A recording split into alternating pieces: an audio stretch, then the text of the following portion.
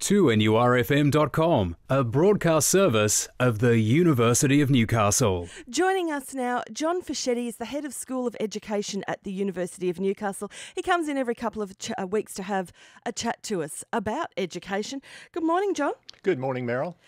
The big question today that you've posed to me is why school at all? Now I can hear all the children, if they were listening, cheering, going, yay, I love this man. Why school? We don't need school. And all the parents assuming the crash position in the corner going, send them to school. We definitely need the schools. Bring it on. But is that a valid question in this day and age with so much technology? Why do we need school, John? Yeah, I think it's the premise we need to go into every year for every school to reinvent itself. What's changed in our lifetime, I think, is it used to be we needed schools not only so mom could go to work, and we needed schools to produce really citizens who would be wonderful and understand democracy and well-educated.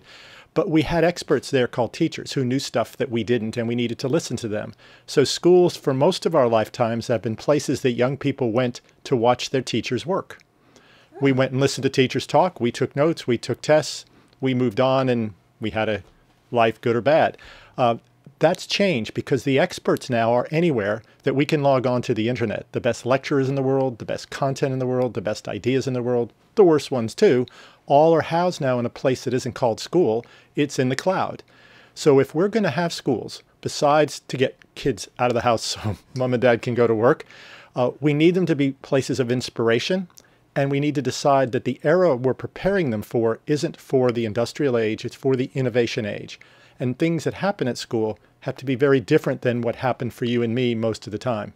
Where does the inspiration, though, crash into the perspiration? Because it sounds wonderful. I want to go to the School of Inspiration as well. But at some point, work has to be done and children need to learn, or am I just too old school about this? Well, if the purpose of schooling is to prepare children to take tests that we don't like anyway, we really don't need schools for that. We could keep them home and let them do test preparation on the internet.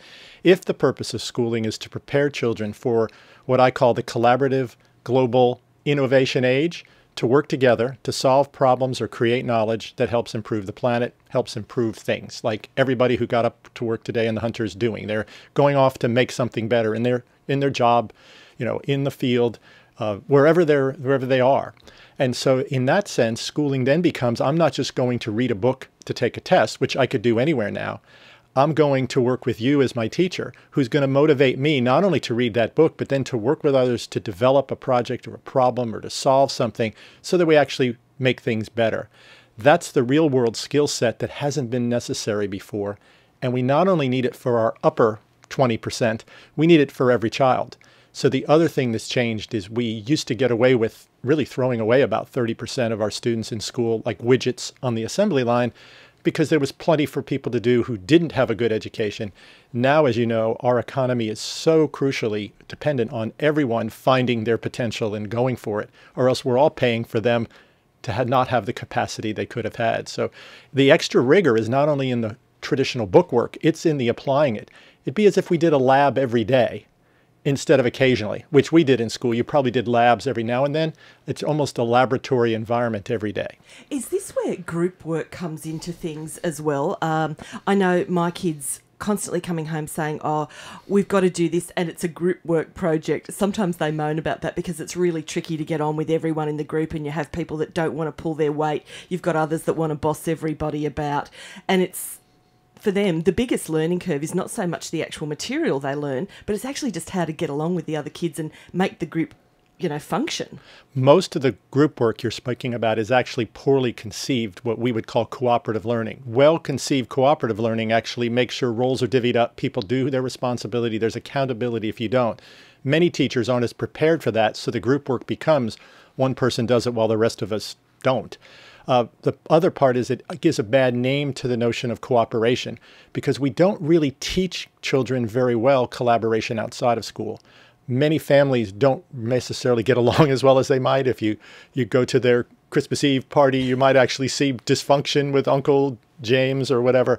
We have to actually formally teach cooperation, and that skill is probably as important as any other in society.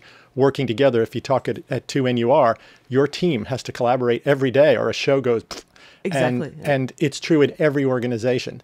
But bad group work is really a disaster because the most earnest kids take the brunt of it and do most of the work, and they get very disenchanted. So you're right. So the take-home message is we do need schools, but not for the reasons that we've traditionally believed we need them. We need them in a new way because the knowledge base actually out there in the rest of the world means that we need schools to be places that apply that so the kids leave school ready to make a difference and improve the human condition.